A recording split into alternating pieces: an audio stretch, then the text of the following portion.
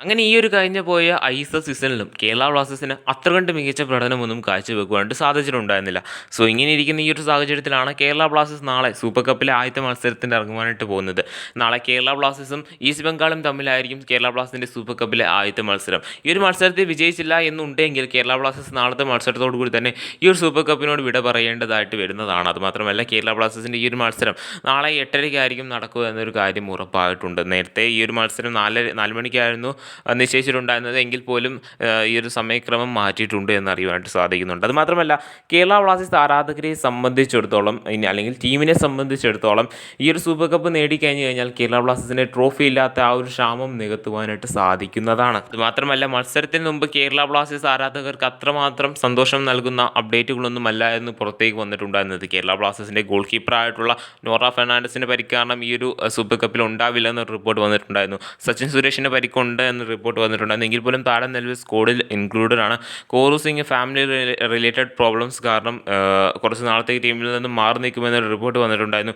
എങ്കിൽ പോലും അദ്ദേഹം ടീമിൽ ഉണ്ട് എന്ന് അറിയുവാനായിട്ട് സാധിക്കുന്നുണ്ട്. സോ ബ്ലാസ്റ്റേഴ്സ് ആരാധകർക്ക് ഒരുപോലെ തന്നെ സന്തോഷവും അതോടൊപ്പം തന്നെ നിരാശ നൽകുന്ന പല അപ്ഡേറ്റുകളും നിലവിൽ പുറത്തേക്ക് വന്നിട്ടുണ്ടായിരുന്നു. ഇനി ഈസ്റ്റ് ബംഗാളിലേക്ക് ഒന്ന് പോവുകയാണെന്നുണ്ടെങ്കിൽ അവരുടെ താരമായിട്ടുള്ള ക്ലെയ്റ്റൻ സിൽവ, അതായത് ബ്രസീലിയൻ സ്ട്രൈക്കറായിട്ടുള്ള ക്ലെയ്റ്റൻ സിൽവ ടീമുമായിട്ട് കോൺട്രാക്റ്റ് നിർത്തി അദ്ദേഹം ടീം വിട്ട് പോയിട്ടുണ്ട്. അതുമാത്രമല്ല സോൾ ക്രെസ്പോ എന്ന് പറയുന്ന താരത്തിന് പരിക്കുണ്ട് എന്ന് അറിയുവാനായിട്ട് സാധിക്കുന്നുണ്ട്. അതുമാത്രമല്ല താരം ഒരുപക്ഷെ കേരള ബ്ലാസ്റ്റേഴ്സിനെതിരെ കളിച്ചേക്കാം എന്നും അറിയുവാനായിട്ട് സാധിക്കുന്നുണ്ട്. സോ ഈസ്റ്റ് ബംഗാളിനും അതുപോലെ തന്നെ കേരള ബ്ലാസ്റ്റേഴ്സിനും ഒരേപോലെ തന്നെ പ്രശ്നങ്ങൾ നേരിടുന്ന ഒരു സമയമാണ്. അതിനാൽ തന്നെ ആര് വിജയിക്കും എന്നൊന്നും അറിയുവാനായിട്ട് സാധിക്കുന്നില്ല.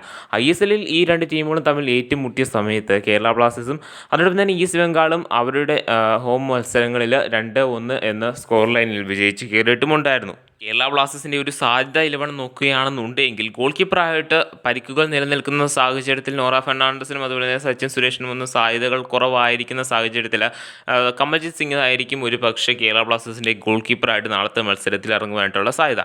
ഇനി ഡിഫൻസിലേക്ക് വരികയാണെന്നുണ്ടെങ്കിൽ നമ്മളിവിടെ എടുത്തിരിക്കുന്ന ലൈനപ്പ് 4-2-3-1 എന്ന് പറയുന്ന ഫോർമേഷനാണ്. അതുകൊണ്ട് തന്നെ അതിനാൽ തന്നെ ഡിഫൻസിൽ 4 പേര് കാണുന്നതായിരിക്കും. സെൻറ്റർ ബാക്ക് ആയിട്ട് 2 താരങ്ങളായിരിക്കും ഉണ്ടാവുക. ഒന്ന് മിലോസ് ബ്രിൻസിച്ചും അതുപോലെ തന്നെ ബികാഷ് ഷിങ്നാമിനും സാധ്യതകൾ കൂടുതലാണ്.